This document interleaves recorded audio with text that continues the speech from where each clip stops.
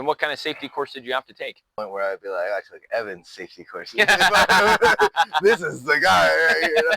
Like a shitty Irish pub. Yeah, shitty Irish pub.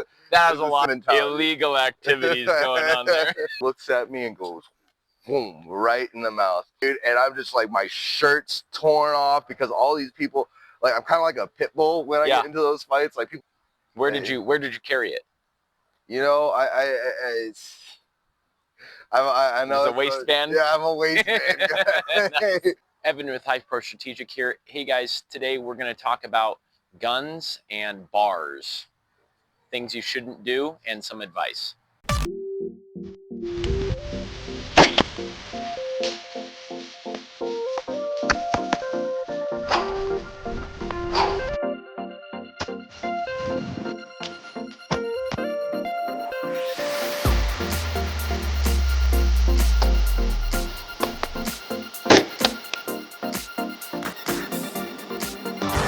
So I'm here today with Brant, and this guy is awesome. He does all kinds of bouncing and bartending and whatnot, and he also carries a gun. And he's got a story for us today that talks about when he was actually carrying a gun in a bar, and then a fight happened, and he's going to tell us about the aftermath of what happened with the cops and all that jazz. Go with your background first. So just give me like a quick rundown of like your background and who you are and like why you carry a gun. Stuff like that. Definitely. Like I said, my name's Brant, and so I've had a large background of I guess all different types of things. It all started with a lot of domestic violence in my family. It was, you know, my mom's ex-husband at the time was a heavy drinker, and you know, from an early on age, it was really important what self-defense was like for me. So you talk about, I've done karate, I've done boxing, I've done jiu-jitsu, I competitively fight Muay Thai. So I'm not, you know, I like to really keep myself well balanced as far as knowing how to defend myself goes. And when I turned, let's say like 25, 26, I really kind of was in LA, and I got, I think, to the most extreme that like I realized that, like, I really needed to defend myself because the people that were out there are no joke. And I kind of was like, all right, well, no more of this. And so I got myself my first 9mm then. Okay. No, you're good. So what was your first 9mm? So I want to say it was a 3rd gen Glock. Okay. Okay. So yeah, it was a 3rd gen Glock. And where did you carry it? You know, I know it's a waistband. Yeah, I'm a waistband guy. Nice. Look, here's the thing. So like, I had a really good instructor. For the first couple months, I didn't have any kind of instructor or anything like that. Okay. But that was in LA. But when I moved to Montana, I ended up. I met a gentleman, his name was Jeff, and his family has always been like super hardcore guns, and like they had their own shooting range and everything like that, and they donate pretty well to take care of a lot of the community up there. And so he started teaching me, and he's like, you know, just having it is the most important thing. And he says, it's like, as long as you know how to use your gun. Like he was not a guy that was like, this is not a man that was like any for getting stupid around your guns. Like he always made sure you know how to use your gun. And kind of got to that point where I was like, all right, keep it on you. I'm not somebody but don't be toting it around, don't do anything crazy. And so like for me, I didn't, you know, I don't like, I kept it on my waistband, but I also know that like there's nothing in there that's going to be like keep it close to the trigger. And then I also I switched from the 9mm to the XDs. Okay. With the personal, or like the second 2-factor trigger. Oh yeah, so the two different the safeties, the back strap safety, and then the trigger safety. The back strap safety and the trigger safety. So even though I'm carrying it in my waistband, it's kind of like, you know, still kind of got those safety. You got all those safety features about it, yeah. So I felt good about it because it's like, and the entire time I've had my firearm, it's never accidentally gone off. You know, with the 2-factor triggers, the plate and then the double trigger feature. You know, I wasn't too worried. I've never been too worried about keeping it in my waistband. So, you know, whether it's popular belief or not that you should or shouldn't do that, it's always worked for me. Okay. And so, you know, in all my situations, even up to the fight that I got in at that bar, my firearm never pulled off. Even in the fight, my firearm's never gone off in my waistband, and it stayed there. And so I've never really gotten anything more than a waistband hold. And now I got a side bag that I do now these days. Oh, so you have a side bag now? Yeah. Do you have that? Yeah, I can go get it real quick. Yeah. So okay, so this is your side bag. This is the side bag that I use now. So keeps like you just got your daily stuff. It keeps your money, your wallet, anything else you got going on. But right here, it's got a nice little side pocket. Oh yeah, dude. Yeah, so you can see here, I keep my gun with there. It's got a nice little pocket that it holds it in. Nice. So I just put it right in there. Nice. Okay. Keeps it going. So now when I'm walking on a daily, like to keep it zipped up here.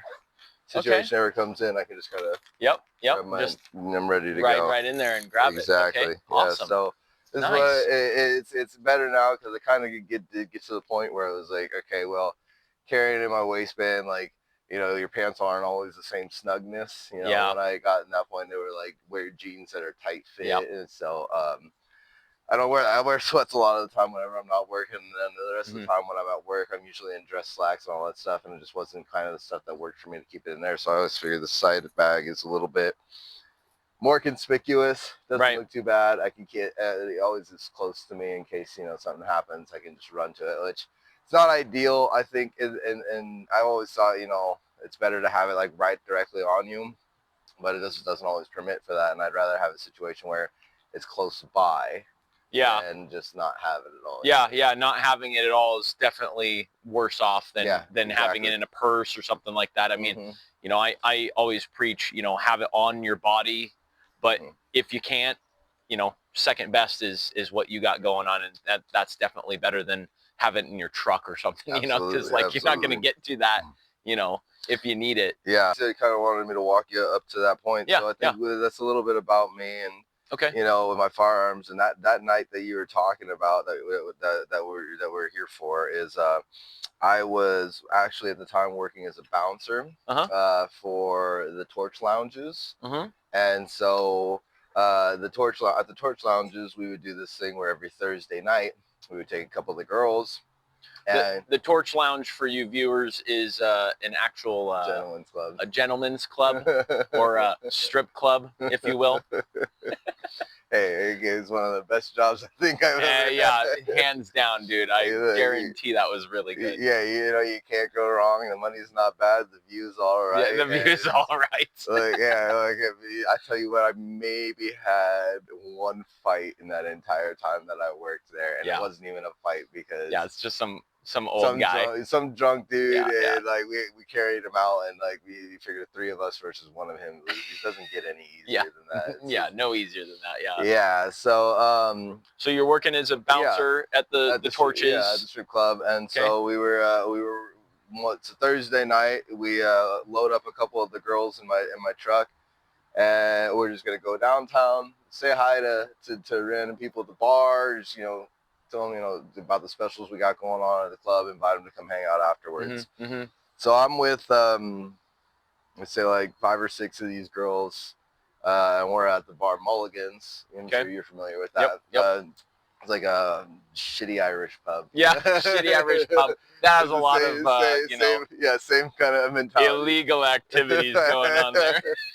So we're all hanging out, right? And, you know, I keep getting this I keep noticing that I'm getting this like I don't know, what is it, like a look, stare, more like I'm getting this emphasis of like a pimp that night for some reason. Oh, okay. Like I got people that are thinking I'm a pimp because I'm with all these. Because you're with all these chicks. Yeah. I don't know. I mean, I know pimps dress nice, but I don't know any of them that dress in a penguin suit. You know what I mean, with a vest and a fucking whatever. You know what I mean. Okay. And a couple of the girls have walked back up to me and let me know that like people think I'm a pimp and all this stuff. And I was like, I don't know what to tell you, dude. I was like, I'm just doing my job to make sure you girls are safe. You know what I mean? But whatever, digress. I'm hanging around and just not really doing anything. And we walk out to the front of this of Mulligan's, and one of the dancers is talking to a dude. And I just like walk up to the two of them. I didn't say anything to it, just getting ready to smoke. I look up and I look at this dude, smile even, and he just socks me right in the mouth. No shit, just straight up. Just straight up, no hi, how you doing, no nothing. Just looks at me and goes, boom, right in the mouth. And so this dude. So some context. So, was he taller than you? Like, what build was he? You know. I'll show you what build he is. And you've never met him before? Never met him before. So like I could show you guys. I won't show the camera exactly who it is. But I'll show you and you can kind of get the general gist of him. Maybe you can get a good description. He's a kind of a small, skinny guy. Oh, so he's like smaller than you, skinnier than you? I would say he's about my size, but just a little bit skinnier. That's fucking hilarious. He just showed he was recently arrested. Nice. Yeah. So this is the guy right here. If it'll load. Yeah. Samuel P. Gaines. What in the? Yeah. Dude, he looks like a girl. Yeah. Well, you know, so like when you look at you look at his Facebook, he's all like hard, like and like he's all like dripping there. He looks like a clown.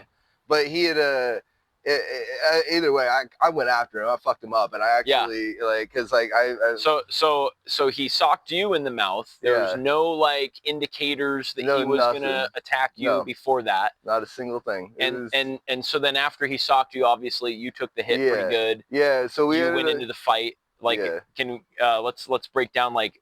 So like what happened like blow by blow there? Yeah, so you know it's hard to honestly it's hard to tell you exactly how it happened blow by blow, because as soon as he punched me in the mouth, which I almost lost this tooth right here. Jesus. The root is still broken, so the damage won't ever get done. And like we'll just go by this, like the cops, just to kind of do a little shortcut ahead. Yeah. The cops never pressed charges on him. They never fucking did nothing. They just let him go. They knew who he is. They never did nothing to Didn't press charges to this guy? Nothing. Wow. So he punched me in the mouth, and then like we went just kind of to immediately like tassel, you know, like let's fucking go after each other.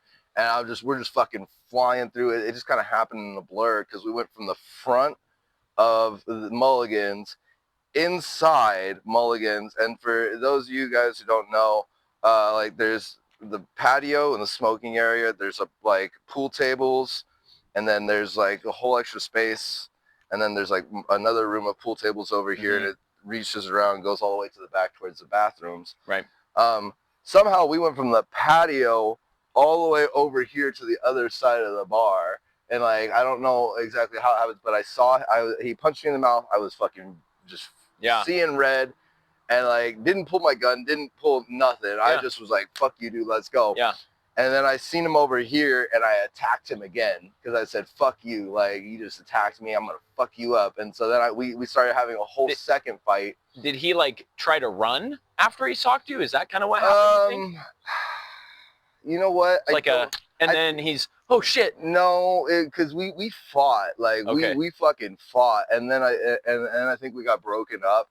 And then somebody like walked him away from me. But then then you went back and we went. It wasn't initially that I was looking for him, but we like crossed paths again, and I saw him, and I was like, "Fuck you, you motherfucker!" Yeah. Sorry for your YouTube you're fine. Channel. You're fine. I'll probably put that in the very beginning. Fuck you, you motherfucker. And so we just start going at it again, dude. And I'm just like, my shirt's torn off because all these people. Like I'm kind of like a pit bull when I get into those fights. Like people are trying to separate us, and I just like you're just like you're going. And I'm just I don't give a fuck. And like, you just see my face covered in blood. Yeah. And like I got one guy trying to choke me out, but I've got my chin dug into his arm so he can't get me. I've got Sam wrapped like this, and I've got another guy around my arm like this, and I'm like, biting it. And then like finally, eventually I let go, and he like gets up, kind of sways, and runs out the back door, disappears, just completely gone. And so I'm in the back with a couple of the dancers, Mm-hmm. and like two, the bouncers too. yeah, I think there's like one or two bouncers there. Okay. I'm just covered in blood, and I start seeing the cop lights Right. come through the alley, and I'm like, Right. well, the cops are fucking coming here. It is what it is. Again, I know I've got my side piece right here. Okay. I've got a knife in my pocket. I'm like, Yeah. I don't want to be in an uncomfortable situation. Yeah. I'm gonna take my firearm out, remove the magazine, put it on the stairs, which I did. Okay. I took my piece out. I took my knife down. I put all my weapons on the stairs because I didn't want to sit here and have the cops go like, "Oh, you got a firearm, let me restrain you." So I just did it all preemptively to make the cops feel better about the whole situation. The cops get there. I don't remember exactly how it goes, but I was very heightened, like adrenaline wise, and the cops were kind of like, oh well, this, that, and the third, and kind of started giving me the runaround, and so it ended up like being in this state I was in already. I got real pissed off, and I was like, I didn't make the situation any better. I definitely started getting upset with the cops because they were like, oh well, you know, we're not going to go after him. You know what I mean? Like, we don't, like, we got all the information we can, but that's about it. And so then they were like, we're not going to give you your firearm back, though, is where I think that's what started it. Yeah. Because I put my weapons down, and they're like, well, were you drinking? I was like, no, I'm not drinking. I'm working. Because I was taking the girls because on, you're a bouncer and you're actually taking the girls out. But I keep my firearm on. So you like legit were not drinking the whole time. Yeah, I wasn't drinking, and so I was sitting there, and I talked to them, and we'd gone through the whole situation, and then they had decided that they weren't going to give me my firearm back, and I just lost it. I was like, you motherfuckers, like, I swear to God, and I remember, I'm not like proud of it particularly in any way, but I was like, you're a bitch ass nigga, you're a bitch ass nigga, and you especially, and I was losing my mind because they were like, suddenly I was like, they're like, you're not getting your firearm back. We're not going after this guy. Like, you could be possibly looking at possession of a firearm while intoxicated. Like I said, not my shining moment, but they ended up leaving with my firearm, with my weapons. They lost one of my prized knives. And they said, well, I just left it over there. And then the cops just didn't care at all. Yeah. And they kind of laughed at me as they left and all this stuff. It was just a poor situation that night. We're finally at the point where like I got to look at getting my firearm back, right? And they're like, oh, well, you got to fill out all this paperwork. And so like we're saying probably a couple weeks went by. Yeah, a couple weeks went by. And then you were like, hey, you contacted the police department, like, hey, can I get my gun back? Like, what's going on? So I had to go through the whole process because did they charge you or arrest you at all? They did charge me and they did arrest me. They actually showed up here at my house. No shit. So a couple days later. So after the fact, then they show up at your house to arrest you. Yeah. So and did they like have you take a breathalyzer or anything? No, I refused to take a breathalyzer. So they didn't require. So well, it's funny because how it works with intoxication things, if you're not behind the wheel, I guess they can't force you. Yeah, so they can't force you to take a breathalyzer. Yeah, you're correct. In Idaho here, they can't force you to take a breathalyzer or to take a blood test for your blood alcohol content. But if you're driving, they can because you're driving. But if you're not driving, well then, you know, they need a search warrant to be able to search. And that's basically what it was. They had asked me at that point if I would take a breathalyzer, and you're like, no, I'm not for giving the cops any extra ammunition. Like I think one thing that we've all kind of grown to accustomed to is giving the cops everything. Just give them everything. Yeah. And I think that's been my entire experience with Idaho cops the entire time. It's surprising to me that they didn't arrest you there.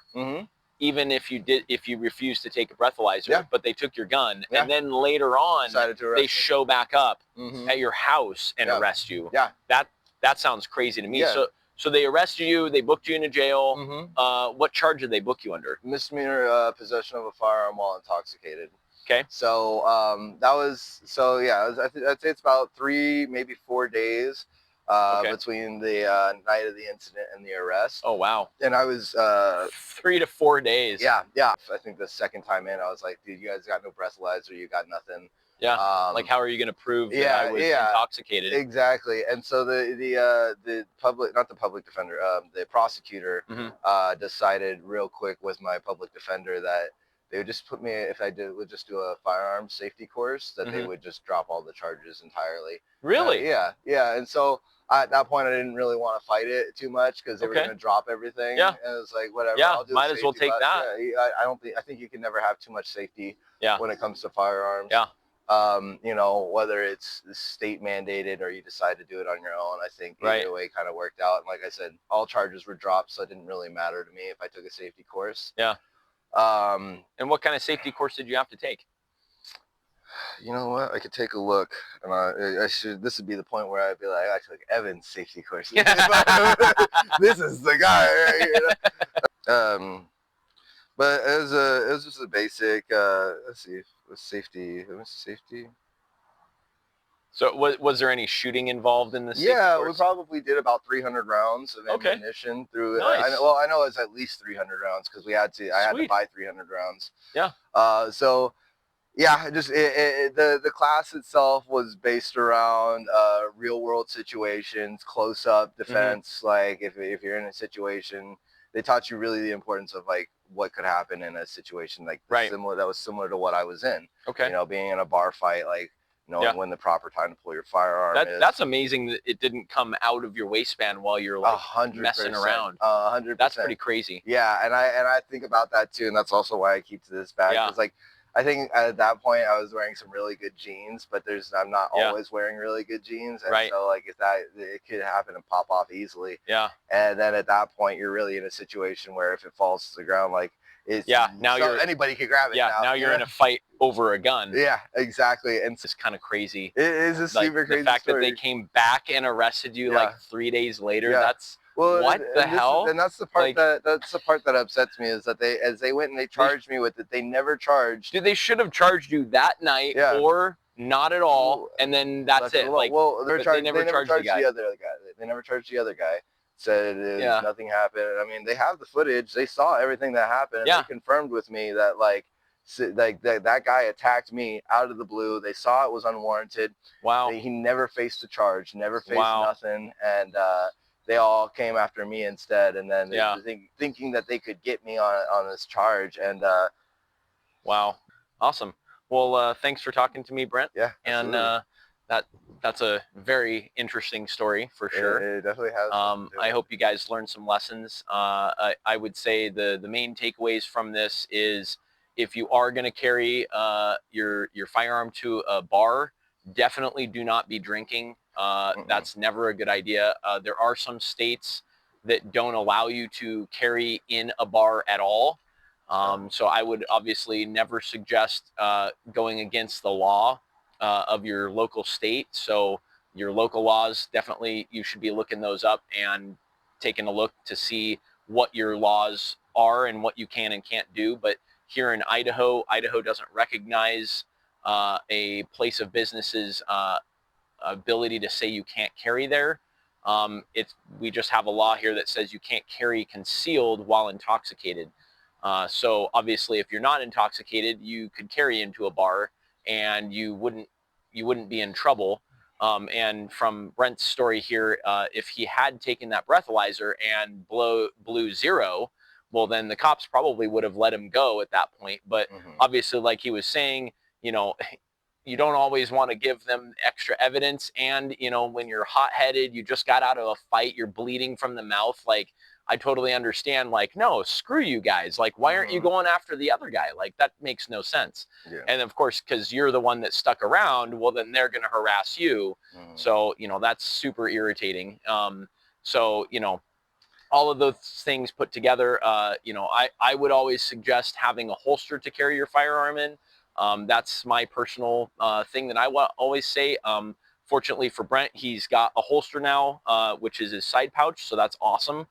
because now it can't fall out if he gets into a fight of some sort, because that would be a scary situation for sure. All right, guys, so that's the end of the video. Thanks for watching. If you made it this far, leave a like and leave a comment. Give me, you know, a story about what you guys have had happen to you with the cops and your guns.